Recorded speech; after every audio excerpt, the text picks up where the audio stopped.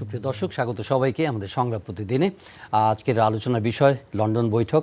চারদিকে এই আলোচনা রয়েছে, বেশিরভাগ ইতিবাচকই আলোচনা। সেই বৈঠকটির দিক নির্দেশনামূলক বলছেন অনেকেই, তবে নির্বাচনের তারিখ ছাড়া আরও কী বিষয় সেই বৈঠকে আলোচিত হয়েছে তা নিয়ে দুই নেতার মধ্যে কী ধরনের বোঝাপড়া হয়েছে সে নিয়ে বিস্তর কৌতূহল কিন্তু রয়ে গেছে।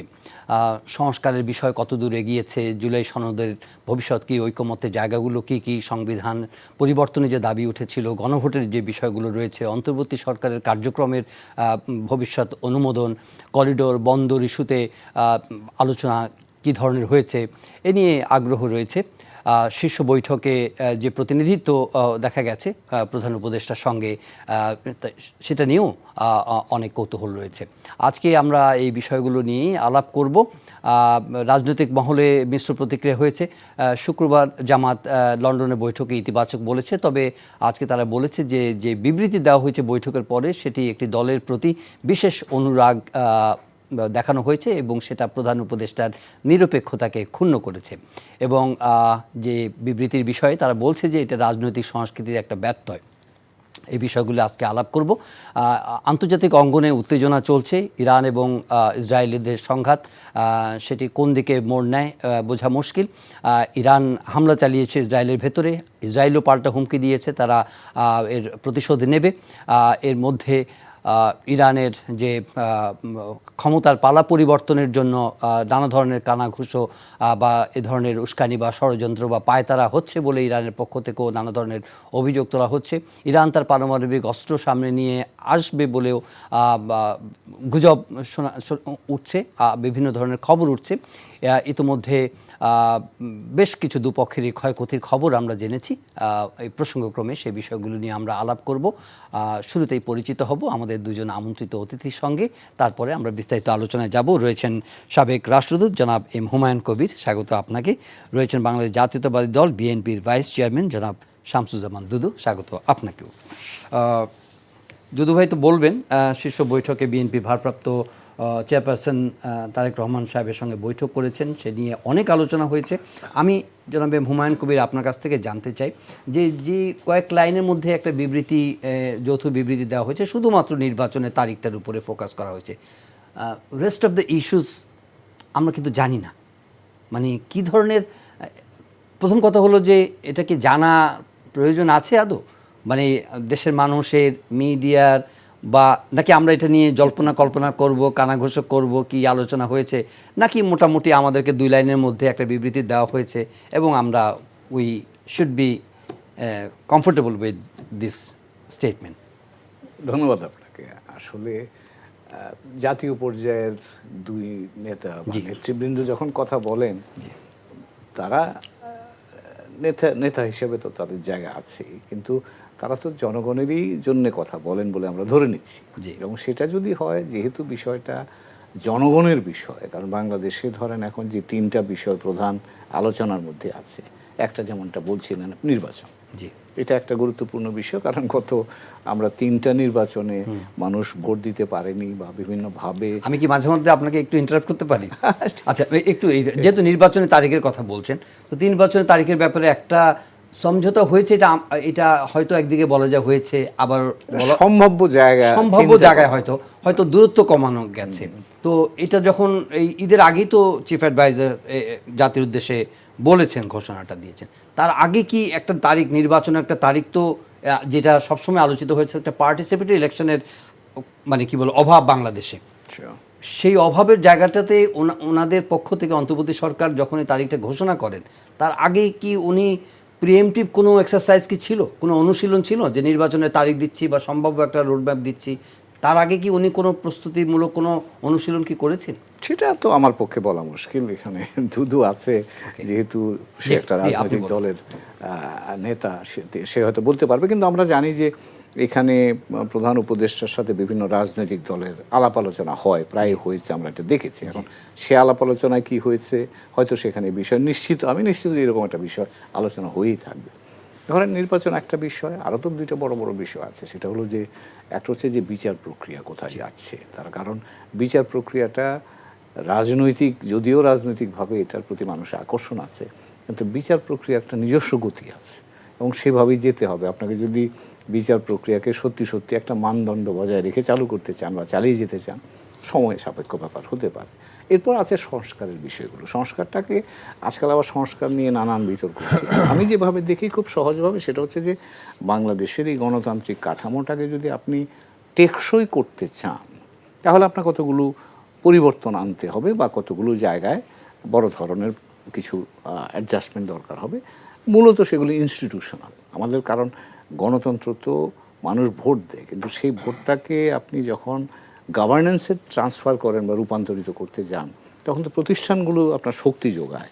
সেটা আপনি আইনসভা বলতে পারেন, বিচার বিভাগ বলতে পারেন, শাসন বিভাগ বলতে পারেন, তারপরে এর বাইরেও আপনি মিডিয়া, আপনারা যে জগতের মানুষ, তো এগুলোর মধ্যে কী ধরনের সম্পর্ক হবে এবং সেখানে মানুষের অধিকার কিভাবে থাকবে। কারণ গণতন্ত্র মানে কিন্তু ভোট না, ভোট একটা ধাপ, কিন্তু এই ভোটের উদ্দেশ্য হচ্ছে কিন্তু জনগণের মতামতের ভিত্তিতে শাসন ব্যবস্থা পরিচালনা করা। সেই জন্যে ভোটটার গুরুত্ব এখানে। কাজেই ভোট শুধুমাত্র যদি একটা ধাপ হিসেবে বা একটা ইভেন্ট হিসেবে আমরা দেখে শেষ করে দিই, তাহলে কিন্তু এটার আপনি যদি বলেন, ধরে নিলাম যে এই বিষয়টি ওনাদের মধ্যে নিশ্চয়ই থাকবে এবং বলছে ওরা যে বিষয়গুলো আলোচনার মধ্যে এসছে এবং আসতেও হবে। তার কারণ হলো যে ধরেন দুই নেতৃবৃন্দ যখন কথা বলেছেন, কিন্তু বাংলাদেশের ভবিষ্যৎ যদি আমরা চিন্তা করি, কারণ এটাও আলোচনায় বা আপনাদের পত্রপত্রিকার খবর এসছে যে তারা বাংলাদেশের ভবিষ্যৎ নিয়ে আলাপ আলোচনা করেছেন। তো সেই জায়গায় যদি যেতে হয়, আমার ধারণা এই বিষয়গুলো নির্বাচনের পাশাপাশি ওই বিষয়গুলো সমগুরুত্ব নিয়েই থাকা উচিত এবং আমি ভাবছি বা আমি চিন্তা করছি। আর আর আর আর বিষয়গুলো যেগুলো নিয়ে সাম্প্রতিককালে খুব বা কি বলে বিতর্কের মানে কারণ হিসেবে এসেছে, লাইক আপনার বন্দরের ইস্যুটি, করিডোরের ইস্যুটি, এগুলো আমি আমি আমার মনে হয় না যে ওইভাবে স্পেসিফিক কথাবার্তা হয়েছে। হয়তো জেনারেল আলাপ আলোচনা হয়ে থাকবে, কারণ আপনি এই বিষয়গুলো তো ধরেন প্রশাসনিক সিদ্ধান্তের ব্যাপার। জনগণের মতামত বা জনগণের একটা চিন্তা তো রাখতেই হয়, কিন্তু এগুলি প্রশাসনিকভাবে হিসাবে আমার মনে হয় না সেগুলো এসছে। একই সঙ্গে যদি রাজনৈতিক প্রতিপক্ষ যারা আছে এখন বিএনপির, ধরুন এনসিপি একটা রাজনৈতিক প্রতিপক্ষ হিসাবে, এর আগে কিন্তু তারা বিএনপির কাছ থেকে যথেষ্ট সমীহ, ভালোবাসা এবং তাদের সহানুভূতি এবং সম্মান তারা পেয়েছিল ছাত্র নেতৃত্ব, যারা বৈষম্য বিরোধী ছাত্র আন্দোলনের সঙ্গে যুক্ত ছিল এবং অভ্যুত্থানের যে মূল নায়ক হিসেবে বা তাদের পিভট হিসেবে তারা কাজ করেছে। কিন্তু যখনই রাজনৈতিক শক্তি হিসেবে তারা আবির্ভূত হয়েছে, তখন একটা প্রতিপক্ষের অবস্থানে তারা চলে গেছে এবং দুই পক্ষের মধ্যে নানা ইস্যুতে আমরা মতভেদ দেখতে পেয়েছি। সেখানে চিফ অ্যাডভাইজার ছাত্রদের উপরে তার কিছুটা আশীর্বাদ আছে বলে মনে করা হয়। এমন কি হতে পারে যে ছাত্রদের যেসব বিষয়ে ছাত্রদের প্রত্যাশার জায়গাগুলো, সেগুলো ওনার কাছ থেকে, ওনার সঙ্গে আলাপ করে সেগুলো একটা অনুমোদন নেওয়া বা ওনার কাছ থেকে ওনার একটা মনোভাব বোঝা, চিফ অ্যাডভাইজার কি এই ধরনের কোনো ভূমিকা পালন করে থাকতে পারেন এই আলোচনা? আমি সেভাবে দেখছি না। আমার যেটা মনে হয় যে এখানে এক তারেক জিয়ার সাথে বা বিএনপির অ্যাক্টিং চেয়ারম্যানের সাথে যদি চেয়ারপারসনের সাথে কথা হয়, সেটা একটা দলের সাথে কথা হলো, বড় দল, সবচেয়ে বড় দল, সেই হিসাবে একটু মানে একটু কি বলা যায়, একটু বেশি গুরুত্ব আছে। কিন্তু অন্যান্য দলের সাথে আলাপ আলোচনা হবে আমার ধারণা, কারণ নির্বাচনের একটা সিদ্ধান্তে যদি চূড়ান্ত সিদ্ধান্তে আসতে হয়, সকলের সাথে আলাপ আলোচনা করা, সেটা ছোট বড় সব দলকে রেখেই আলোচনাটা করাটা আমি মনে করি অন্তর্ভুক্তিমূলক চিন্তার একটা প্রতিফলন হিসেবে দেখা যায়।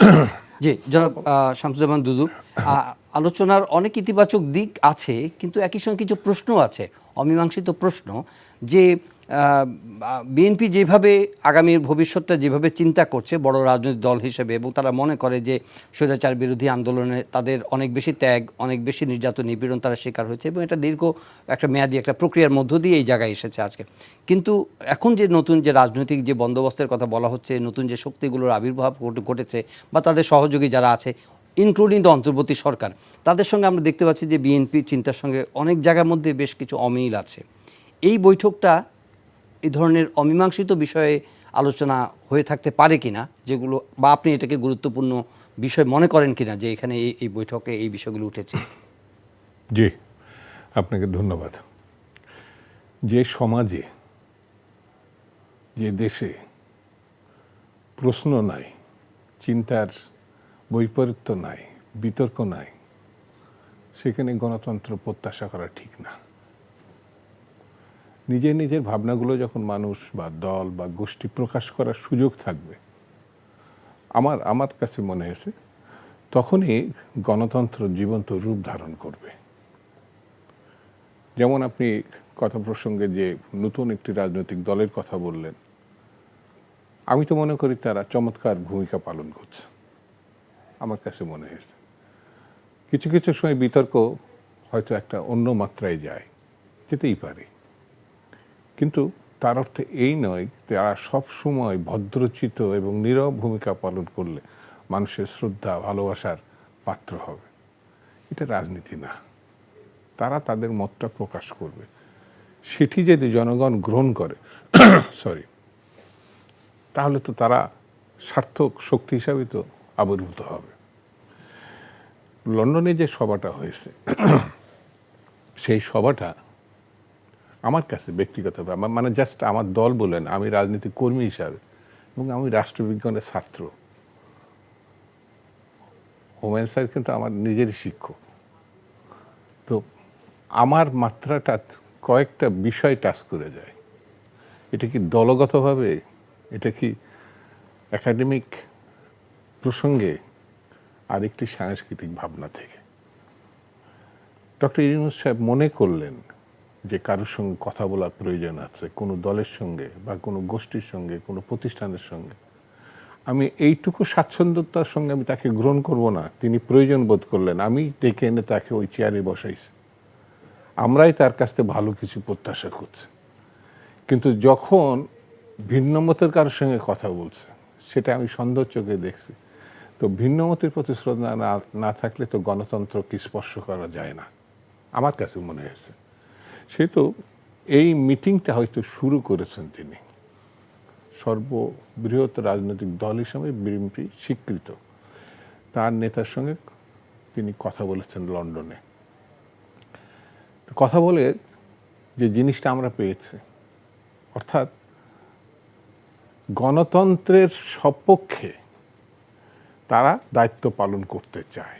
যে নির্বাচন প্রসঙ্গটা উঠেছে, না, আপনি তো মিটিংয়ের এসেন্স নিয়ে বলেছেন, এটা হয়তো অ্যাকসেপ্টেবল, যে এটা একটা সুন্দর স্বাস্থ্যকর একটা চর্চা। অন্তর্বর্তী সরকারের প্রধান হিসেবে উনি ভেবেছেন যে একটা বৃহৎ রাজনৈতিক দলের নেতার সঙ্গে সৌজন্যমূলক বা কিছু গুরুত্বপূর্ণ আলোচনা প্রয়োজন আছে, এবং তিনি এই সুযোগটা কাজে লাগিয়েছেন তার লন্ডন সফরের সময়। দিস ইজ ওয়াইডলি অ্যাকসেপ্টেড, এটা ঠিক আছে। কিন্তু আমরা যদি একটু ডিটেল আউট করি, যে ধরেন ওনারা শুধু একটা নির্বাচনের তারিখটাই কি এই বৈঠকের একমাত্র আলোচনার উপজীব্য, মানে ওইটাই তো এসে আমরা জানলাম। কিন্তু একজন সিনিয়র রাজনৈতিক নেতা হিসেবে, বা আপনি বললেন যে যে রাজনীতিতে গণতন্ত্রের কৌতূহল থাকবে, প্রশ্ন থাকবে, বিতর্ক থাকবে, ভিন্নমত থাকবে। এখন আমি সঞ্চালক হিসেবে আপনাকে জিজ্ঞেস করি যে আমরা শুধু নির্বাচনের তারিখের একটা সম্ভাব্য রোড পেলাম, হয়তো এখানে 19-20 হবে, তাই না? আর কি কি বিষয় যেটাকে আপনি গুরুত্বপূর্ণ মনে করেন, এবং সেখানে জনাব তারেক রহমানের সঙ্গে চিফ অ্যাডভাইজার সাহেব, যেহেতু উনি ওনাকে আমন্ত্রণ জানিয়েছেন বৈঠকে, সেহেতু ওনার কাছে এই বিষয়গুলো উত্থাপন করা এবং সেই অনুযায়ী তার কনসেন্ট বলেন, অ্যাপ্রুভাল বলেন, অথবা ঐকমত্য বলেন, অথবা ওনার কোনো মনোভাব জানা বলেন, কি হতে পারে সেটা বিএনপি শীর্ষ একটা রাজনৈতিক দল হিসেবে আপনি এই সাবজেক্টগুলো আমাদেরকে একটু এই যে আপনি প্রশ্নের আবর্তে অনেকগুলো কথা বলেছেন। জি, সেই আলোচনা সেই বিষয়গুলোতে ওখানে থাকতে পারে। কি সেগুলো? মানে আপনি যেটা জানতে চাচ্ছেন, দুই নেতা খোলসা করলে গতকালই আপনি এটা জানতে পারতেন। তারা মনে করেছেন বৈঠকটা আগে দরকার, তারপরে একটা ছোট বিবৃতি আপাতত দরকার, হয়তো আর 2-1 দিনের ভিতরে এটা খোলসা করা যেতে পারে। তা আমাদের তো একটু অপেক্ষা করতে হবে। ওদের মুখ থেকেই যদি আমাদের কথাগুলো আসে তাহলে তা আরও অনুমান ভিত্তিক হয়। সেটা তো আসে নাই। না না, আসবে না এটা তারা বলে নাই, বা আমরা ধারণাও করতে পারি না। যেহেতু তারা বসছেন, তারা গণতন্ত্র নিয়ে চর্চা করছেন, দেশের ভবিষ্যৎ নিয়ে চর্চা করছেন, বা গণতন্ত্র উত্তরণের যে পদক্ষেপগুলো দরকার সে বিষয় নিয়ে আমি তো ভেবে নিতে পারি, সেই বিষয় নিয়েই দুজন নেতা, সর্বোচ্চ নেতা বসে আলোচনা করেছেন। তো আমরা এই বিষয়গুলো যদি এখনই, যেমন মাঝে আমি যদি ভুল না করে থাকি, জামাতের পক্ষ থেকে সেনাবাহিনীর সঙ্গেও আলাপ করা হয়েছিল, বৈঠক করা হয়েছিল। তখন কিন্তু এই প্রশ্নটা কেউ তোলে নাই, কথা বলে নাই। তারা মনে করেছে কোনো কোনো বিষয় সেনাবাহিনীর সঙ্গে তাদের আলাপ করার দরকার হতে পারে। আগের মুহূর্তগুলো তো নাই। এখন একটি ভিন্নতর একটা পরিস্থিতির মধ্যে দিয়ে আমরা সামনের দিকে এগোচ্ছি। তো সেই সময় অনেকে কথা বলতে পারতো, সেনাবাহিনীর সঙ্গে তো রাজনৈতিক কোনো দল কথা বলার তো প্রয়োজন নাই। না, সেটা তো হাসনাত সার্জিসও তো মিটিং করেছে। না, আমি সেই প্রসঙ্গ বললামই না, যে কারণ হাসনাত বা সার্জিসটা এই প্রসঙ্গটা এইভাবে আনে নাই, আমি যেটা মনে হয়েছে। তো সেই কারণে সেনাবাহিনীর সঙ্গে অথবা প্রধান একটি রাজনৈতিক দলের সঙ্গে চিফ অ্যাডভাইজার কথা বলবেন, সেটাকে আমি কেন ভিন্নভাবে নিচ্ছি? উনি তো পরশুদিনও আরেকটা দলের সঙ্গে কথা বলতে পারেন। না না না, ভিন্নভাবে হ্যাঁ নিচ্ছি। সেটা হচ্ছে যে এটা প্রশ্ন আমার নয়, এটি হচ্ছে যে জামাতের মনোভাব থেকে বলা আছে যে আমি এই ধরনের সেই জায়গাটাই বলছি, তার নিরপেক্ষতা ক্ষুণ্ণ হতে পারে বলে একটা আশঙ্কা। এর আগে সব রাজনৈতিক দলের সঙ্গে তিনি কথা বলেছেন। আওয়ামী লীগ যদি বলে আমাকে ডাকে, এবং এনসিপিও কিন্তু এটা অ্যাকসেপ্ট করেনি প্রপারলি, পজিটিভলি। এনসিপি ওই জায়গাটাই তো সৌন্দর্যটা। জি, এনসিপি অথবা জামাত ভিন্ন মতের একটা ব্যাপার তো গণতন্ত্রে থাকবে। যদি সে অ্যাকসেপ্ট করে নেয়, ও অমুক অ্যাকসেপ্ট করে নেয়, পরশু দিনই প্রশ্ন আসবে তাহলে তারা বিএনপিতে জয়েন করছে না কেন? ভিন্ন মত আছে বলেই তো তারা নতুন কথা নতুনভাবে চিন্তা করছে। সেই জন্য আমি খারাপ কিছু এটা মনে করছি না। এনসিপির সঙ্গে অনেকবার প্রকাশ্যে অপ্রকাশ্যে কেন মানে এই সরকারের সঙ্গে বা সরকার প্রধানের সঙ্গে আলাপ হয় নাই এটা তো বলবো না, কারণ এনসিপির সঙ্গে হৃদ্যতার ক্ষেত্রে ডক্টর মোহাম্মদ ইউনূসের খুব ঘনিষ্ঠতা আছে, কাছাকাছি আছে। এনসিপির আহ্বায়ক তো অনুরোধই করেছেন ওনাকে পদত্যাগ করার, উনি যখন ইচ্ছা পোষণ করলেন এটা তো ওনাকে খারাপ অনুরোধ কোনো করলেন। দিক নাই, এই সম্পর্ক থাকতেই পারে। কারণ একটা গণঅভ্যুত্থান পরবর্তীতে যে শক্তিটা আত্মপ্রকাশ করছিল, তারাই তো বিভিন্ন রকম ভূমিকা পালন করছে সরকার গঠনে, করছে না? তো সেই জন্য ভূমিকা থাকতেই পারবে। আমি নেগেটিভলি এটা নিব কেন? সেই জন্য আমার কাছে মনে হচ্ছে যা কিছু হচ্ছে এটা সামনের দিকে আমরা এগোনোর জন্যই করছি। যারা এই প্রশ্নগুলো তুলছে তারাও ভুল করছে বলে আমার কাছে মনে হয় না। কারেক্টলি আমরা এগোচ্ছি সামনের দিকে, সেই জন্য ভালো কিছু আমরা সামনে দেখতে পাবো। জি, জনাব হুমায়ুন কবির, এখন রাজনৈতিকভাবে তো, কিন্তু আমি শুরুটা করেছিলাম এটা যে মানে অন্তর্বর্তী সরকার তো জনগণের একটা আকাঙ্ক্ষার প্রতিফলন, তাই না? আবার বিএনপির অ্যাক্টিং চেয়ারপারসন উনিও একটা বিশাল রাজনৈতিক দলের নেতৃত্ব করছেন। তো আলোচনার বিষয়বস্তুগুলোর মধ্যে আরেকটু ট্রান্সপারেন্সি থাকলে, বা যেগুলো এখন বাজারে আলোচিত হচ্ছে, যেই কি বলবো, যেখানে একটু ধোঁয়াশা আছে, যে এইসব বিষয়ে দুই নেতার মধ্যে কি আলোচনা হয়েছে। শুধুমাত্র আমরা ফোকাস করেছি যে হ্যাঁ নির্বাচনের তারিখটা, কিন্তু বাকি আলোচনাগুলো কি জনসম্মুখে আসলে ভালো হতো? অথবা এখানে ধরেন যে চিফ সিকিউরিটি অ্যাডভাইজার সাহেব ওখানে ব্রিফ করেছেন ফ্রম গভর্নমেন্ট ডেলিগেশন, উনি কি আরও বিস্তারিত কিছু বলতে পারতেন আলোচনার বিষয়বস্তু সম্পর্কে? আপনি তো ডিপ্লোম্যাটিক কি বল যে এরেনার মানুষ, আপনি কিভাবে এটা না, এটা ধরেন তাৎক্ষণিক ব্যাপার। আলোচনার পরে একটা ছোট্ট ব্রিফিং যদি বলেন, সেটা উপস্থাপন করা হয়েছে। তবে আমি যেটা মনে করতে পারি, আন্দাজ করছি, জি বাংলাদেশের এখনকার বাস্তবতায় অনেকগুলোই কিন্তু নতুন জিনিস নিয়ে আমরা মানে সামনের দিকে যাচ্ছি, এবং সেটা এই সরকারকে যেমন হ্যান্ডেল করতে হচ্ছে, আগামী যে সরকার হবে তাকেও কিন্তু এটা হ্যান্ডেল করতে হবে। এবং আমার ধারণা এই বিষয়গুলো নিয়েই 1.5 ঘন্টা বৈঠক হয়েছে। সো এই বিষয়গুলো নিয়েই তাদের মধ্যে একটা মত বিনিময় হয়েছে। কোন এক পত্রিকায় দেখলাম যে জনাব তারেক রহমান প্রফেসর মোহাম্মদ ইউনূসকে, চিফ অ্যাডভাইজারকে ব্রিফ করেছেন তার পরিকল্পনা কি, ভবিষ্যতে তিনি কীভাবে বাংলাদেশটাকে দেখতে চান। তো সেটা এই বিষয়গুলোর মধ্যে নিশ্চয়ই আসবে, কারণ এই যে ধরেন আমরা যে সংস্কারের কথা বলি, কিন্তু অনেকে বলছেন যে এই আলোচনার মধ্যে বা এরকম কোনো ইঙ্গিত আপনি খুঁজে পেয়েছেন কিনা যে আগামীর বিএনপি সরকারে যদি বিএনপি ক্ষমতায় আসে, তাহলে সেখানে প্রফেসর ইউনূসের একটা রোল বুঝতে পেরেছি আপনি সেটা ব্যক্তিগতভাবে জায়গায় নিয়ে যাচ্ছেন, কিন্তু আমার কাছে মনে হয় তার আগে উনি কিন্তু বলেছেন যে আমি যাব না, এবং আমার মনে হয় না সেটা। কারণ এবং যদি হয় সেটা ভালো কথা। তো যেটা দুদু বললেন যে এখানে যদি সকল মতকে একটা জায়গায় আনা যায়, ভিন্ন মত থাকবেই, কিন্তু তার মধ্যে যদি একটা কমন গ্রাউন্ড পাওয়া যায়, সেখানে যদি প্রফেসর ইউনূসের মতো একজন বাংলাদেশ সারা পৃথিবীতে যাকে যিনি বরেণ্য মানুষ সম্মান করে, এরকম এক লোককে যদি আমরা মাথায় পাই, সেটা তো আমি মনে করি যে বাংলাদেশের জন্য ইতিবাচক জায়গা তৈরি হয়। এবং তখনকার রোলটা তো উনি যদি সেই জায়গায় যেতে রাজি হন, তো সেই ভূমিকাটা হবে তার মোর সেরিমোনিয়াল, এবং সেটা হলে এখনকার মতো দায়িত্ব তো আর থাকবে না, পরন্তু তিনি বাংলাদেশকে বাইরের পৃথিবীতে বাংলাদেশের এটা আমরা মানে আমাদের শ্রদ্ধাবোধের জায়গা থেকে, আমাদের সম্মানের জায়গা থেকে এবং ওনাকে আমাদের পছন্দের জায়গা থেকে আমরা বলি, কিন্তু কেউই তো প্রশ্নের ঊর্ধ্বে নন, যেটা দুধ ভাই বলল, প্রশ্নের ঊর্ধ্বে নন, সমালোচনার ঊর্ধ্বে নন এবং বিতর্কেরও ঊর্ধ্বে নন।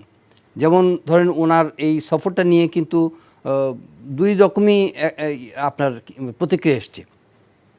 যুক্তরাজ্য সফরকে নিয়ে বেশিরভাগ প্রশ্ন উঠেছে ব্রিটিশ প্রধানমন্ত্রীর সঙ্গে ওনার বৈঠক হয়নি। বেশিরভাগ প্রশ্ন উঠেছে it has been termed as a দ্বিপক্ষীয় সফর।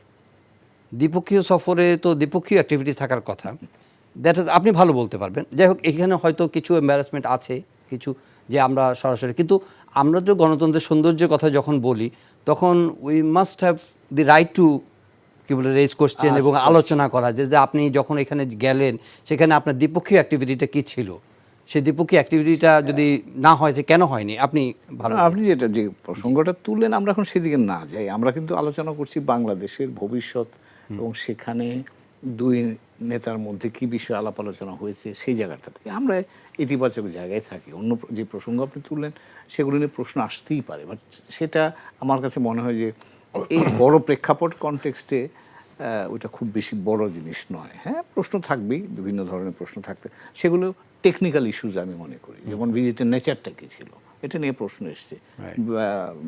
মিটিং হলো না কেন প্রধানমন্ত্রী পর্যায়ে, সেটাও এসছে। বাট আই থিঙ্ক আমাদের কনটেক্সটে, জাতীয় প্রেক্ষাপটে আমি মনে করি যে এই দুইজন নেতৃবৃন্দ কথা বলেছেন, পরস্পরকে বোঝার চেষ্টা করেছেন এবং ভবিষ্যতে যদি একটা বাংলাদেশের ভবিষ্যতের জন্য একটা সহমতের জায়গা তৈরি হয়, I think that's the best outcome that we can expect from this meeting. জি জনাব, তাহলে এখান থেকে ধরেন যে এখন কিছু কিছু বিষয় আছে যে আমরা, ঠিক আছে, আমরা লন্ডন থেকে দেশে চলে আসি, যে এখন সামনে ইতিমধ্যে যখন এনসিপি বলছে যে না, তারা মানে সুইমিংলি দে আর নট ভেরি হ্যাপি, যেভাবে চিফ অ্যাডভাইজারের নিরপেক্ষতার প্রশ্নে কিন্তু আপনারাও তার সমালোচনা করেছেন যে উনি ছাত্রদের প্রতি বেশি আনুকূল্য দেখাচ্ছেন বা অনুরাগ বেশি, এবং সেটাকে অনেকে কিংস পার্টি হিসেবেও টার্ম করেছে যে আশীর্বাদ পুষ্ট। আবার এখন উনি একটা বড় দলের নেতার সঙ্গে লন্ডনে গিয়ে একান্ত বৈঠক করলেন, সেটা এক ধরনের প্রশ্ন যেটা আবার ওনাদেরকে আনহ্যাপি করেছে, ইভেন জামাতের কাছ থেকেও প্রশ্ন উঠেছে। তা এখন এরকম একটা পরিস্থিতিতে বাংলাদেশে গণতন্ত্রের ভবিষ্যৎ নিয়ে আপনারা দুজনই খুবই আশাবাদী হয়ে উঠেছেন, কিন্তু প্রতিদিনই কিন্তু সিনারিও চেঞ্জ হয়। লাইক ধরেন এনসিপি বললো যে তারা তো এমনি দাবি দিয়ে রেখেছে যে গণপরিষদ নির্বাচন হতে হবে, তারা বলেছে সংবিধান পরিবর্তন হতে হবে। এখন ঐকমত্য কমিশন কিন্তু একটা জুলাই সনদ করছে, সেই জুলাই সনদের জায়গাটা বিএনপি কতটা মানে এগ্রিমেন্টে যেতে পারবে? আপনাদের নিজস্ব দফা কিন্তু আছে, 31 দফা আছে, সেই জায়গাটার মধ্যে কি হবে? সব মিলিয়ে যদি আপনি একটু বলেন যে আসলে কত স্মুথ দেখতে পাচ্ছেন এই দুই বৈঠক। আমাদেরকে ভীষণভাবে আশাবাদী করে তুলেছে, এটা আমরা বলবো, অবশ্যই আমরা আশাবাদী, কিন্তু একই সঙ্গে আমাদের সামনে হার্ডেলসগুলো কি কি আছে? দেখে ধরুন এনসিপি বলছে যে এই নির্বাচন কমিশনের অধীনে নির্বাচন করতে চায় না তারা, এটাকে রিশাফল করতে হবে, রিঅর্গানাইজ করতে হবে। আবার একই সঙ্গে প্রশ্ন তুলেছে যে প্রশাসনে বিএনপির যেসব লোকজন আছে বসে, ওইসব লোক রেখে কিন্তু নির্বাচন স্বচ্ছ হবে না, সুন্দর হবে না। জামাতও বলেছে যে লেভেল প্লেইং ফিল্ডের প্রশ্ন আসছে। বড় দলের নেতা হিসেবে এখন আপনাদের দায়িত্ব বেশি, বিকজ আপনাদের শীর্ষ নেতার সঙ্গে অন্তর্বর্তী সরকার প্রধানের বৈঠক হয়েছে। জনাব দুদু। আচ্ছা, আমি একটা অন্য প্রসঙ্গ বলি, সেটা হচ্ছে এনসিপি বলেছে এই নির্বাচন কমিশনের পরিবর্তন না হলে তারা নির্বাচন নাও করতে পারে। একটা দলের নিজস্বতা থাকবে না, তারা কি করবে কি করবে না এটা নিয়ে আমি যদি আগেই উদ্বিগ্ন হয়ে যাই, তারা একটা তাদের মতো করে। এই ভাষা কিন্তু আওয়ামী লীগও তখন বলেছিল যে আপনি নির্বাচনে আসবেন না আসবেন এটা আপনার সিদ্ধান্তের ব্যাপার। না, আওয়ামী লীগ আর এনসিপি এক জিনিস না। আওয়ামী লীগ কমপ্লিটলি কি জিনিস আরো ইতিহাসে লিখিত হয়ে গেছে। সেই তো আওয়ামী লীগের সঙ্গে আমার মনে হয় অন্য রাজনৈতিক দলগুলো মানে কি বলবো, বিতর্ক করা ঠিক হবে না। এনসিপি যে এই কথাটা বলেছে, এনসিপির খুব জরুরি কাজ এখনো। তারা দল হিসাবে যদি কোনো কারণে এখন ইলেকশন হয়, তারা নিবন্ধন না, এখন তারা ইলেকশন করতে পারবে না। অন্য দলের সঙ্গে যুক্ত হয়ে তাদের মাঝখানে ইলেকশন করতে হবে, নিবন্ধনই হয়নি। তারা কিন্তু জরুরি কাজগুলো, যেটা আমার বিবেচনায়, আমি তো একটা রাজনৈতিক দলের সদস্য, তো সেই হিসাবে তাদের জরুরি কাজটা এখন তারা হাত দেয়নি, বা যে কোনো কারণে হোক। তারা একটা প্রতিষ্ঠিত যেসব 100 বছরের রাজনৈতিক দল জামাত ইসলাম, তার অনেকগুলো ঘটনা আছে, সফল ব্যর্থতা নিয়ে আলোচনা করা যেতে পারে, জি কিন্তু ওই জায়গাটায় কিন্তু এখনো তারা মানে বিএনপির কাছে তো আমার বিবেচনায় আলোচনা করা ঠিক হবে না। তারপরেও কিন্তু তাকে গুরুত্ব দিচ্ছে সব রাজনৈতিক দলই, যেহেতু তারা তরুণদের একটা সমাবেশ বা গণ অভ্যুত্থানে তারা বেশ কিছু নেতৃত্ব ওখানে আছে, সেই হিসেবে তারা দিচ্ছে। তো আমি তাদেরকে আমি ব্যক্তিগতভাবে মনে করি তাদের কথা সবথেকে বেশি গুরুত্ব সহকারে নেয় বর্তমান চিফ অ্যাডভাইজার। কারণ যখনই তারা দেখা করতে চেয়েছে, অন্যান্য রাজনীতিক দল তো একটা অ্যাপ্লিকেশন দিয়ে একটা টেলিফোন করে একটা বার্তা নিয়ে তারপর সময় নিয়ে দেখা করতে হয়, আমি যতটুকু জানি এই দলটি এটা প্রয়োজন হয় না, যখনই যমুনা যায় তারা এটা পায়। এটা খারাপ কোনো দিক না, সমালোচনা করার দিক না, কারণ তাদের সঙ্গে এবং চিফ অ্যাডভাইজারের সঙ্গে মানসিক একটা সম্পর্ক আছে। হয়তো বা ওখান থেকেও মনে করতে পারে যে অন্য দলের সঙ্গে যখন একান্তে আলোচনা করছে বসতে, এটা আবার কি হলো, মনে করতে পারে, আছে না? আমি যদি অন্যভাবে দিই, আর এনসিপির ছোট ভাইরা যদি এই খারাপভাবে না নেয়, যখন বিবাহিত স্ত্রী স্বামী যদি কোনো অপরিচিত মানে মহিলার সঙ্গে ঘনিষ্ঠভাবে মানে কাছাকাছিভাবে হাসি ঠাট্টাও করে, এটা সহজভাবে নিতে পারে না, যেহেতু সার বিবাহিত স্ত্রীর উপস্থিতিতে এটা হচ্ছে। আর আড়ালে হলে তো আরও বিপদ। এই জায়গাটায় এনসিপিকে আরও ব্রড হেডেড, আরও বড় হৃদয়ের পরিচয় দিতে হবে সবার সঙ্গে। এমনকি জামাত বিএনপির সঙ্গে বসছে, এখন আমি জানি না ভবিষ্যৎ কি দাঁড়াবে। চিফ অ্যাডভাইজার যদি সব পার্টিগুলোর সঙ্গে আলাদা আলাদা বসা শুরু করে, যদি আমি জানি না এই বিষয়টি, তাহলে তো এই আলোচনাটার কোনো গুরুত্বই থাকে না।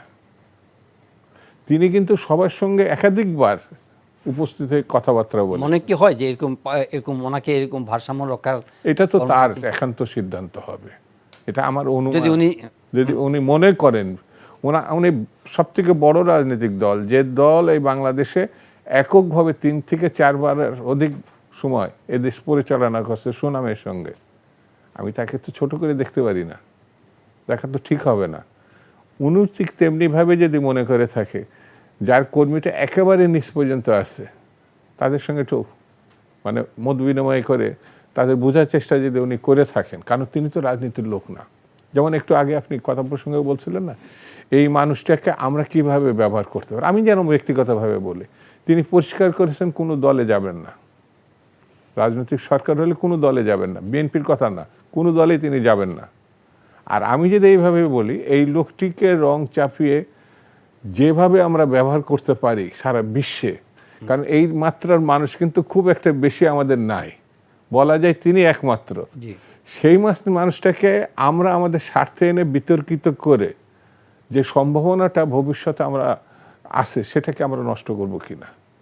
তিনি একটা কাজ করার জন্য আসছেন, তার অনেক পদক্ষেপই আমাদের সেটা তো বটেই, একমাত্র মানে একমত নাও থাকতে পারি, কিন্তু এমন কোনো ভাবে তাকে মানে বলা ঠিক হবে না যেটি বিতর্কিত হবেন তিনি।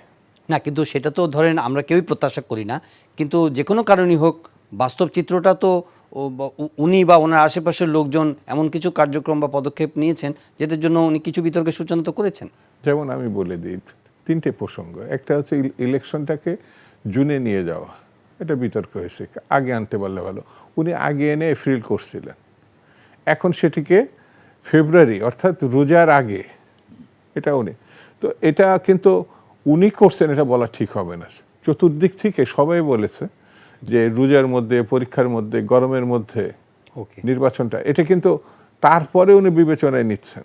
জনাব হুমায়ুন কবির, আমরা আমাদের অভ্যন্তরীণ বিষয় নিয়ে আলাপ করছিলাম, একটু ইন্টারন্যাশনাল যে ইয়েতে উত্তেজনা চলছে তেহরান এবং ইসরায়েলের মধ্যে, এটা মানে এই এটা কোন দিকে স্কেলেট করতে পারে? ধন্যবাদ আপনাকে। খুবই একটা বিস্ফোরণমুখ জায়গায় আমরা এখন আছি। তার কারণ হলো যে ইসরায়েল একটা আনপ্রোভোকড, অর্থাৎ বিনা কারণেই একটা দেশে, ইরানে তারা যে ব্যাপক আক্রমণ চালিয়েছে, তাদের 20 জন টপ লেভেলের সামরিক কর্মকর্তাকে তারা কিন্তু মেরে ফেলেছে। তাদের পারমাণবিক স্থাপনার উপর আক্রমণ করেছে, বলা হচ্ছে যে 12 তাদের জন পরমাণু বিজ্ঞানী পরমাণু বিজ্ঞানী তাদেরকে টার্গেটেড কিলিং, অ্যাসাসিনেশন যাকে বলা হয়, সে কাজটা করেছে। তো এটা আপনি বলতে পারেন যে একটা দেশের উপর আরেকটা দেশের বিনা প্ররোচনায় আক্রমণ যেটাকে বলা হয়, সে কাজটা ইসরায়েল করেছে। এখন এটা নিয়ে এর মধ্যে কিন্তু আবার আগামীকালই ইরানের সাথে মার্কিন যুক্তরাষ্ট্রের ওমানে এই নিউক্লিয়ার ইস্যু নিয়ে আলোচনায় বসবার কথা ছিল, তার মধ্যেই কিন্তু এই আক্রমণটা হয়েছে। এখন একটু ব্যাকগ্রাউন্ড আমি বলি, সেটা হচ্ছে যে এই পরমাণু বিষয়ে ইরান এবং ইসরায়েলের মধ্যে বহুকাল ধরে তাদের মধ্যে এটা নিয়ে এক ধরনের টানাটানি আছে। ইসরায়েলের ধারণা যে ইরানের হাতে যদি পারমাণবিক অস্ত্র আসে, তাহলে সেটা কোনো না কোনো পর্যায়ে ইসরায়েলের জন্য একটা বড় হুমকির কারণ হবে। কিন্তু বাই দ্য ওয়ে বলে রাখি, ইসরায়েলের নিজেরও কিন্তু পারমাণবিক অস্ত্র আছে, ইসরায়েল সেটার ব্যাপারে নীরবতা পালন করে।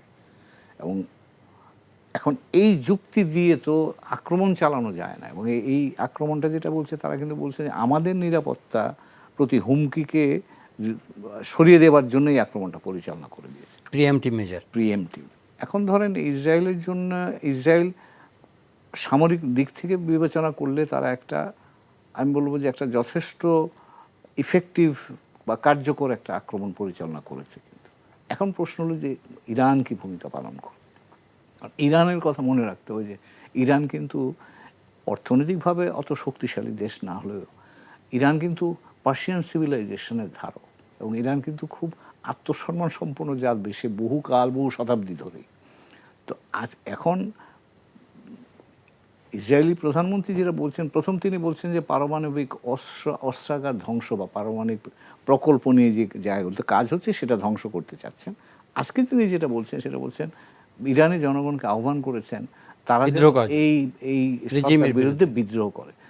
আমার কাছে এটা পাগলের প্রলাপ মনে হয়। তার কারণ হলো যে ইসরায়েলের হয়ে ইরানি জনগণ তাদের সরকারের বিরুদ্ধে বিদ্রোহ করবে, এটা আমার কাছে একটা অসম্ভব একটা বিষয় মনে হয়। তার কারণ ইসরায়েলের সাথে তাদের, যেটা বলছিলাম, যেটা বহু দশক ধরে কিন্তু এই প্রতিদ্বন্দ্বিতা, বিশেষ করে 1979 সালের এই ইসলামী বিপ্লবের পর থেকে কিন্তু এই টেনশনটা কিন্তু বিরাজমান। এখন যেটা কয়েকটা জিনিস হতে পারে, একটা হতে পারে ইরানের দিক থেকে ইরান পাল্টা আক্রমণ চালিয়েছে, ইতিমধ্যেই ইসরায়েলের 3 জন লোক মারা গেছে, বিভিন্ন শহরের উপর আক্রমণ হচ্ছে, তাদের যে পারমাণবিক স্থাপনা আছে সেটার উপরে কিন্তু ইরানিরা মিসাইল আক্রমণ চালাচ্ছে। তো এটা হচ্ছে পাল্টাপাল্টি। ইসরায়েল বলেছে তাহলে কিন্তু আমরাও তাদের শহরগুলোর উপর আক্রমণ করবে। তার অর্থ সামরিকভাবে এই যুদ্ধটা আরও বেশি ইন্টেন্স হওয়ার একটা সমূহ সম্ভাবনা আছে। এর বাইরে কি ইরানে আর কোথায় যেতে পারে? দুইটা খুব গুরুত্বপূর্ণ দিকে এটা যেতে পারে। একটা হচ্ছে যে আমরা জানি ইতিমধ্যে, যদিও মার্কিনিরা বলেছে এটা ইউনিল্যাটারাল অ্যাকশন, আমরা সাথে ছিলাম না, কিন্তু বিভিন্ন সূত্র থেকে যেগুলো বেরিয়ে আসছে, ট্রাম্পের কাছ থেকে বেঞ্জামিন নেতানিয়াহু সাহেব একটা গ্রিন সিগন্যাল পেয়েছিলেন, এবং তিনি গতকাল যে মন্তব্য করেছেন এক্সিলেন্ট, উনি বলছেন, ট্রাম্প বলছেন যে এক্সিলেন্ট এটা, এবং তিনি বলছেন যে এখন এই চাপের মুখে যদি ইরান আগামীকালের যে নিউক্লিয়ার ডিসকাশন বা নিউক্লিয়ার নেগোসিয়েশন সেখানে যদি আসে, ইরানের জন্য এটা ভালো হবে, নাহলে আরও খারাপ পরিণতি ফেস করতে হতে পারে।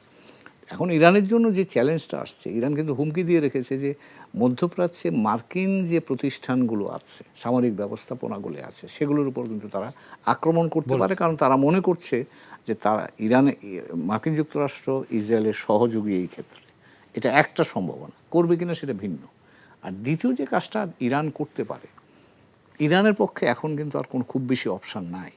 তাকে এখন যত দ্রুত সম্ভব, যদি সম্ভব হয়, পারমাণবিক অস্ত্র অর্জন করতে হবে তার নিজের নিরাপত্তার জন্য। কারণ আজকে যদি তার হাতে পারমাণবিক অস্ত্র থাকতো, তাহলে হয়তো ইসরায়েল এই আক্রমণটা করতো না, যেটাকে আমরা ডেটারেন্স বলি। যেটা উত্তর কোরিয়ার ক্ষেত্রে, উত্তর কোরিয়া এই অস্ত্রটা ফলে ভারত পাকিস্তান একই জিনিস। তো এই ডেটারেন্সটা এখন যদি ইরান ডেটারেন্সটা তৈরি করতে চায়, তাহলে এছাড়া তার কোনো অপশন থাকছে না। সেটা যদি করতে হয় তাকে, ইরান আমার ভয় হচ্ছে এনপিটি, নিউক্লিয়ার নন প্রলিফারেশন ট্রিটি, ওটা থেকে হয়তো বেরিয়ে আসতে পারে।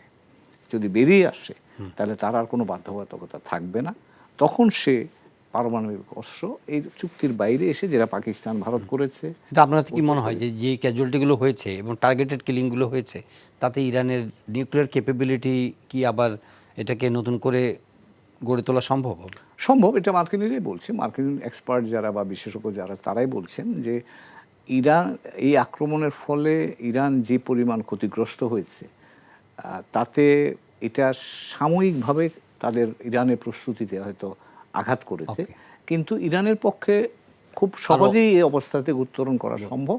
এবং তারা যদি, কারণ ইরানের তো এটা বহুদিন ধরে তাদের পরিচর্যার একটা ফসল, ইরান যদি ইচ্ছে করে তাহলে তারা খুব অল্প সময়ের মধ্যে পারমাণবিক অস্ত্রধারী দেশ হতে পারে। তো কাজে এটা কিন্তু বিপজ্জনক, মনে রাখতে হবে। ইরান অস্ত্রধারী হওয়া মানে পারমাণবিক অস্ত্রধারী দেশ হওয়ার অর্থ দাঁড়াবে সৌদি আরব পারমাণবিক অস্ত্র নেবে। সৌদি আরব পারমাণবিক অস্ত্রধারী হলে ইজিপ্ট পারমাণবিক অস্ত্র নেওয়ার চেষ্টা করবে। ইজিপ্ট পারমাণবিক অস্ত্র নিতে চেষ্টা করলে ইসরায়েলের জন্য নতুন করে জটিলতা তৈরি হবে। সারা পৃথিবীতে নিউক্লিয়ার প্রলিফারেশন, বড় ধরনের মানে পারমাণবিক নিরস্ত্রীকরণের যে ধারণাটা ছিল এটা ভেঙে যাবে, একদম ভেঙে যাবে। এবং সেখানে একটা বিপজ্জনক। কিন্তু এটা তো যৌক্তিকও না, নন প্রলিফারেশনের। যাই হোক, আমরা এই বিস্তারিত আলোচনায় যাব না। আপনার হাতে থাকবে, অন্যদের হাতে থাকলে সেটা তো কোনো লজিক্যাল। কিন্তু আমি আরেকটু যোগ করে নেই, সেটা হচ্ছে ইসরায়েল মধ্যপ্রাচ্যে কোনো দেশের পারমাণবিক গবেষণা সামনে এগিয়ে যেতে দেয়নি। 1981 সালে ইরাকে ওসিরাক বলে তার পারমাণবিক স্থাপনা ধ্বংস করেছে ইসরায়েল। 2007 সালে সিরিয়া পারমাণবিক প্রকল্প ধ্বংস করেছে। তো কাজেই এবং ইরাকের বিরুদ্ধে একটা মিথ্যা অভিযোগও তারা ছিল WMDর, ওয়েপন্স অফ ম্যাস ডিস্ট্রাকশনের সম্পূর্ণ, হুইচ ওয়াজ আনফাউন্ডেড ছিল।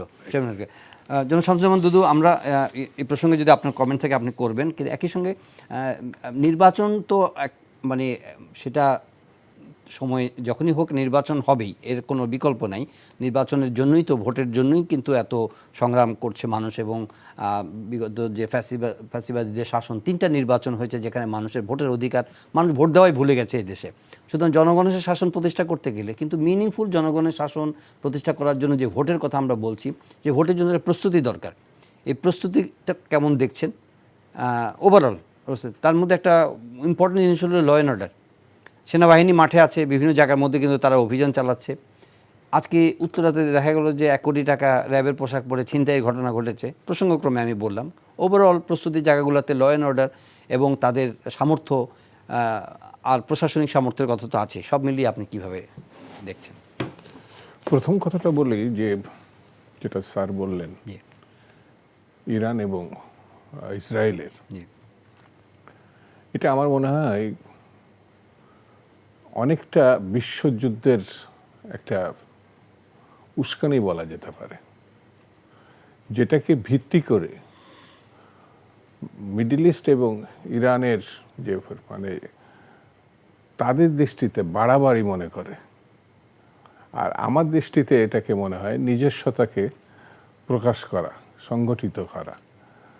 তো আর এমন একটা পর্যায়ে ইসরায়েল গেছে, যেটা স্যারও বললেন যে একক শক্তি হিসাবে আণবিক তারা থাকতে চায়, অন্যদের উপরে প্রভুত্ব করতে চায়। এটা বোধহয় দিন শেষ হয়ে গেছে। এই হামলায় তাদের আভ্যন্তরীণ দৈন্যতা, রাজনৈতিক দৈন্যতা, আন্তর্জাতিক দৈন্যতা প্রকাশ হয়ে পড়েছে। কারণ মিস্টার ট্রাম্প এবং আমেরিকা ইতিমধ্যে এমন কিছু বক্তব্য বা ইঙ্গিত বা কথা বলেছে যা সারা বিশ্ব মিডিয়াতে কিন্তু এসছে। সেটা যদি আমি 10%ও ধরি তাহলে বুঝবো যে সে কার ইঙ্গিতে, কার শক্তিতে এই ঘটনা ঘটিয়েছে। যেমন আমার দেশের পাকিস্তান এবং ভারত সামরিক যাই থাক না কেন, আণবিক শক্তির কারণে অনেক কিছুই এমনিতেই মীমাংসা হয়ে যায়। বাংলাদেশ যদি আণবিক শক্তির অধিকারী হয় তাহলে আমার সঙ্গে আমার অবস্থা রাতারাতি পরিবর্তন হবে বলে আমার ধারণা। হ্যাঁ, এক ধরনের কূটনীতি, এই অর্থ আসবে কোথা থেকে? এটা আমার কাছে খুব সহজ, যেটা এখানে আমি ব্যাখ্যা করতে পারবো না। সেরকম যদি হয়, আমরা হাইপোথেটিক্যালি চিন্তা করি, তাহলে হয়তো আমাদের তিস্তার পানি নিয়ে আর এত মানে দেন দরবার করতে হতো না। পদ্মা, অনেক হ্যাঁ, কিছু আবার মনে এটাও করি। মনে করার কারণ, যথেষ্ট কারণ আছে যে এরকম তার প্রতিবেশী একটা দেশ, ছোট একটা দেশ, তারা পারমাণবিক শক্তি অধিকারী হবে, সেটা হওয়ার আগেই নানা ধরনের বাধা বিপত্তির মুখে হয়তো বাংলাদেশকে আসতে পড়তে পারে। হতে পারে। তো সেটি তো রাজনৈতিকভাবে, কূটনৈতিকভাবে নিজের দক্ষতা, প্রজ্ঞা সবকিছু দিয়েই তো এগুলো অর্জন করতে হয়। যেমন এই সাবকন্টিনেন্টে তো একমাত্র বাঙালি ছাড়া আর কোনো জাতিগোষ্ঠী কি সশস্ত্র উপায়ে স্বাধীনতা অর্জন করছে? বাঙালিরাই করছে। তো সেই জন্যে সাংস্কৃতিক, রাজনৈতিক সব দিক থেকে এই জাতি এগিয়ে আছে বলে, সামরিক কর্তৃত্ব যে এরা অপরিসীম ক্ষমতার অধিকারী মানসিক দিক থেকে, এটা আমি মনে করি। তো সেই কারণে এই যুদ্ধ বাংলাদেশ চাই বা বাংলাদেশের মানুষ চায়, এটা আমার কাছে মনে হয় না। তারা নির্বিবাদ এবং শান্তিপূর্ণ একটা জাতি, কিন্তু আপনি খুঁচালে তারা জেগে উঠবে না, এটা আমার কাছে মনে হয়। এটা ৭১ অথবা এই ২৪-এর গণঅভ্যুত্থান। তো যাই হোক, যেটি নির্বাচন প্রসঙ্গে এখন যে সবথেকে আলোচিত, নির্বাচনটাই শেষ না, এবং ৩ থেকে ৪ বছর আগে আমাদের পার্টি থেকে ৩১ দফা সংস্কার প্রস্তাব কিন্তু এই সরকার আসার অনেক আগে আমরা এটা নিয়ে ডিসকাশন করছি। এর সঙ্গে শুধু রাজনৈতিক শক্তি না, বিভিন্ন সেক্টরের মানুষ কিন্তু, এবং বিভিন্ন দলের, এটা বিএনপিরও না, 2030, তারপর ২৭ দফা, তারপর ৩১ দফা, অর্থাৎ এই ধরনের একটা আলোচনা রাজনৈতিকভাবে আমরা হয়তো নেতৃত্ব দিছি, কিন্তু এই আলোচনাটা জনাব সাজ্জাদ যুদ্ধ, নির্বাচনের পথে প্রস্তুতি এবং বাধাগুলো কি দেখছেন? প্রথম কথা হচ্ছে, আমি যেটা শুরু করেছিলাম, বিএনপি কি করতে চাই সেটা কিন্তু ৩ বছর আগেই সে ব্যাখ্যা করা শুরু করেছে। যেমন এখন এই যে নতুন পরিবর্তিত পরিস্থিতিতে গণঅভ্যুত্থানের পরে আমাদের যে সীমাহীন লুটপাট হয়েছে, রাজনীতিটা, ব্যবস্থাটা ভেঙে ফেলা হয়েছে, সেই কারণে এটাকে, অর্থাৎ অন্যায় করলে তাকে শাস্তির মুখোমুখি হতে হবে, এই যে আইনের বিষয়টি, এটা আপনার বিচার বিভাগের প্রতি আপনার একটা সম্মানজনক অবস্থা আপনাকে তৈরি করতে হবে। সেটা কি এখনই করবেন, নাকি একটা চলমান প্রক্রিয়ার মধ্য দিয়েই নির্বাচিত সরকারের কাছে যখন যাবে, যখন স্টার্ট করছে, যখন শেখ হাসিনার বিচার স্টার্ট করছেন, যদি পরবর্তী সরকার এটি টেক আপ না করতে পারে, তাহলে কিন্তু এটা মেসাগার। আর যদি করা সম্ভব হয়, জনগণ যখন কোনো ভোটের মধ্যে যে কোনো সরকারকে সমর্থন জানায়, সে কিন্তু অন্য যে কোনো সরকারের থেকে শক্তিশালী হয়, তাকে ওই দায়িত্ব গ্রহণ করতে হয়। তা এটা তো সম্ভব হয়েছে। এই দেশে যেমন রাজনীতির অধিকার হরণ করে নেওয়া হয়েছে, রাজনীতি দল ব্যান্ড করা হয়েছে, পত্রিকা ব্যান্ড করা হয়েছে, আবার এটাও তো সত্য, সেই রাজনীতির দল পুনর্জীবন পাইছে, আবার পত্রিকা পুনর্জীবন পাইছে।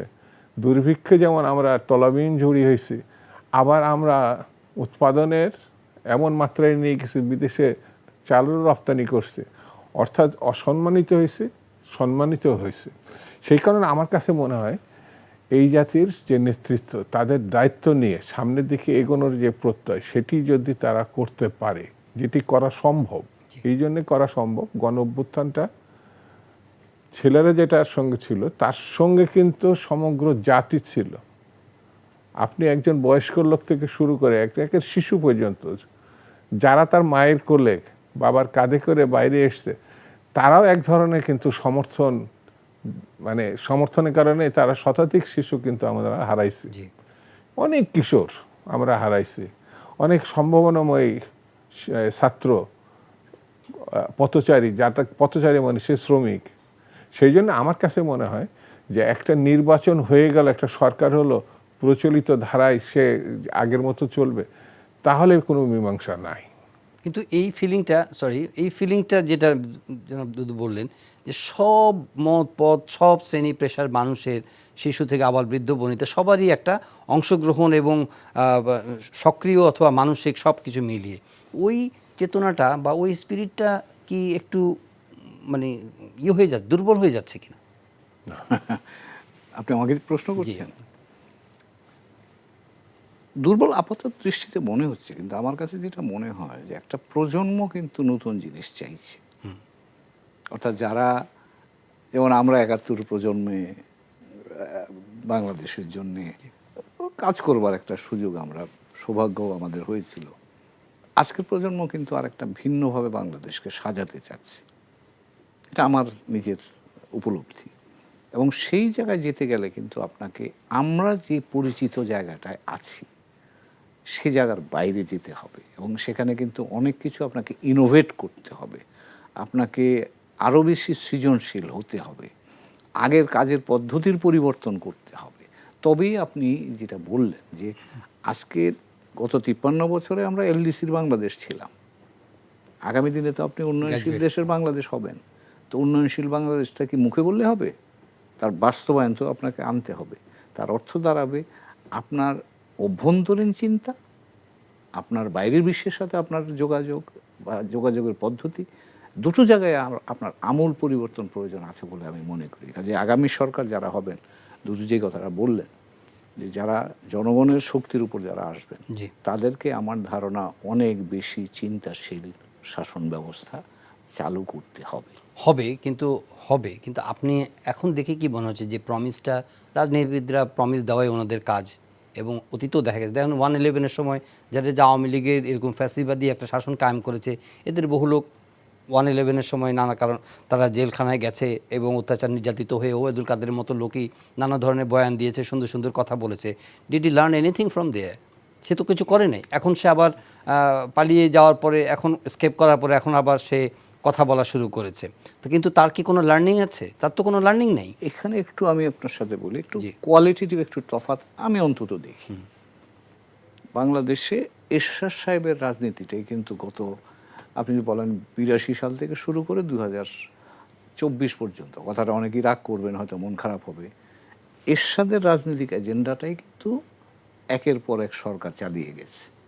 অর্থাৎ দুর্নীতি ভিত্তি করে, ক্ষমতা কেন্দ্রীভূত করে, প্রয়োজনে ব্যক্তিকেন্দ্রিকতা বা যেটাকে বলা হয় আপনি গণতান্ত্রিক পদ্ধতির বাইরে গিয়ে সরকার নির্বাচিত হয়েছে গণতান্ত্রিকভাবেই, কিন্তু এই এরশাদ কেন্দ্রিক রাজনীতিটা বা ওই এজেন্ডাটাই কিন্তু এত বছর চলেছে, মানে এরশাদ মডেলের রাজনীতি চলেছে।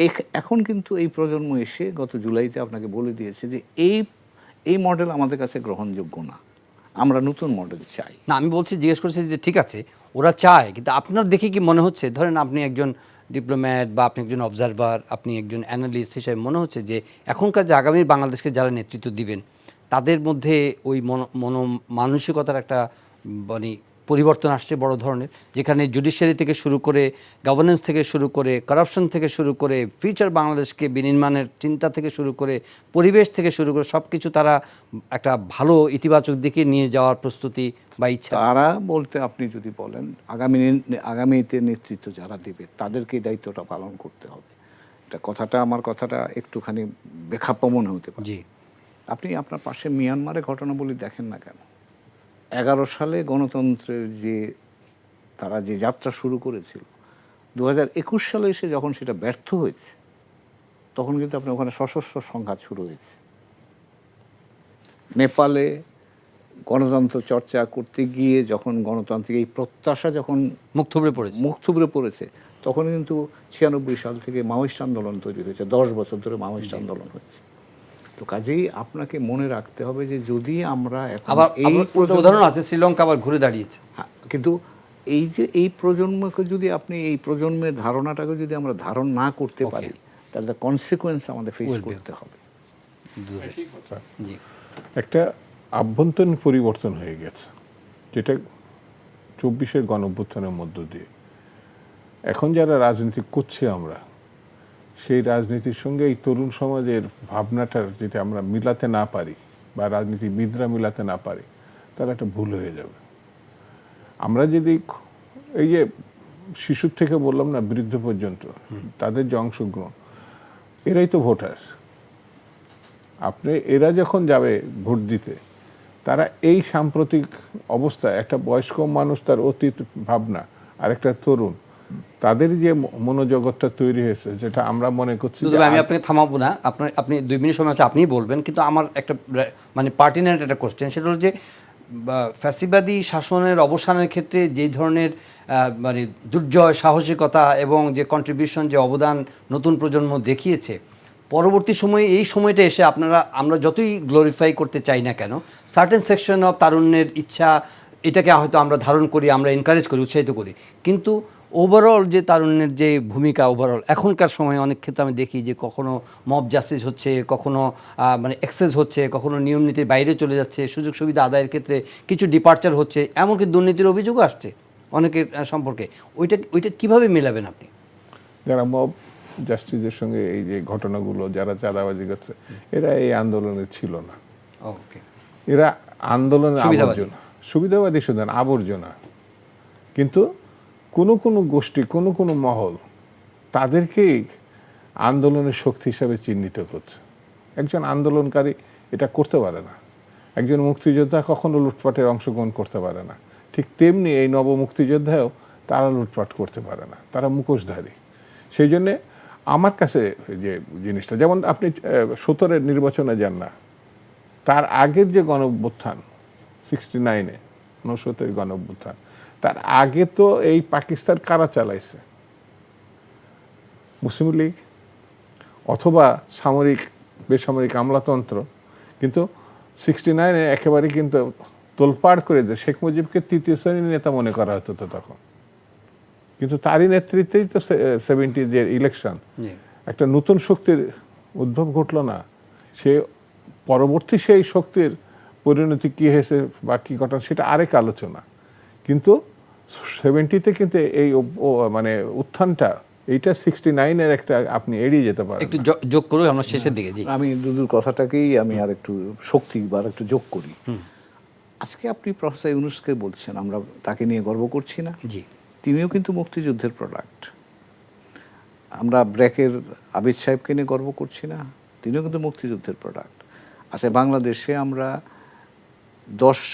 মুক্তিযুদ্ধের সময়তে বা স্বাধীনতার প্রথম সময়তে আমরা 10 লাখ টন খাদ্য উৎপন্ন করতাম। আজকে কিন্তু 45 কিন্তু লক্ষ আপনি টন। এত গর্ব করে বলছেন, এখন কিন্তু অনেকে তো আছে যে মুক্তিযুদ্ধ চ্যাপ্টারটাকে না, আমি বলছি যে এই যে বাস্তবতাটা, আপনি এর মধ্যে অ্যাভারেশনস ছিল না তা না। অনেকে যেটা দুদু বললো, অনেকে এরা কিন্তু না, এখানে আপনি এই মানে একটা প্রক্রিয়ার ইতিবাচক জায়গার কারণে কিন্তু আমরা আজকে এখানে আছি।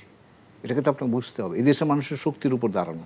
আজকে আপনার এগ্রিকালচার বলেন, আপনার ইন্ডাস্ট্রিয়াল সেক্টর বলেন বা ম্যানুফ্যাকচারিং সেক্টর বলেন, আপনার এক্সপোর্ট বলেন, আপনার রেমিটেন্স বলেন, সব সাধারণ মানুষের শক্তির উপর দাঁড়ানো আছে। এই শক্তি কোত্থেকে তৈরি হলো? ওইটা তখন তৈরি হয়েছিল। আবার এই 24-এ যেটা বললেন, এই প্রজন্ম আবার আরেকটা মোমেন্টাম তৈরি করেছে, এবং এই মোমেন্টামটাই আপনার আগামী দিনে বাংলাদেশকে সামনের দিকে নিয়ে যাবে। এখন সেটাকে ম্যানেজ করার দায়িত্বটা নেতৃবৃন্দের। নিশ্চয়ই আমরা আলোচনা শেষ করব।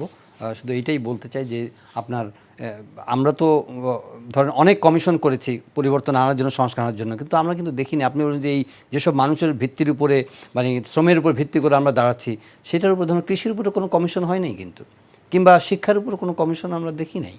কিন্তু এটা তো পিভট আমাদের জাতীয় জীবনের মধ্যে, দুটো সেক্টরকে তো আমরা এনকারেজ করার জন্য কোনো পরিবর্তন বা সংস্কার সুপারিশ কিন্তু আমরা নিতে পারিনি এই সময়ে। ঠিক আছে, আমরা আশাবাদ নিয়ে আজকে অনুষ্ঠান শেষ করছি। ধন্যবাদ জানাব হুমায়ুন কবির, ধন্যবাদ জানাব শামসুজ্জামান দুদু। প্রিয় দর্শক, আজকের অনুষ্ঠান সংলাপ প্রতিদিন এখানে শেষ করছি। আমরাও আশাবাদী এই কারণে যে আশার কোনো বিকল্প নেই। আমরা নানা ধরনের চড়াই উতরাইয়ের মধ্য দিয়ে সময় পার হয়েছে আমাদের। শৃঙ্খলা আবার ফিরবে, নির্বাচনের পথে এগোবে দেশ আবার শান্তিপূর্ণ এবং সুস্থ রাজনীতির বিকাশ ঘটবে, সবাই গণতন্ত্রের পথে হাঁটবে, এবং অন্তর্বর্তী সরকার যে প্রচেষ্টা গ্রহণ করেছে তার প্রতি জনগণের সমর্থন এবং সহযোগিতা নিশ্চয়ই থাকবে। সে আশাবাদ রেখে আজকের অনুষ্ঠান এখানে শেষ করছি। ভালো থাকবেন সবাই, দেখা হবে আবারও পরের অনুষ্ঠানে।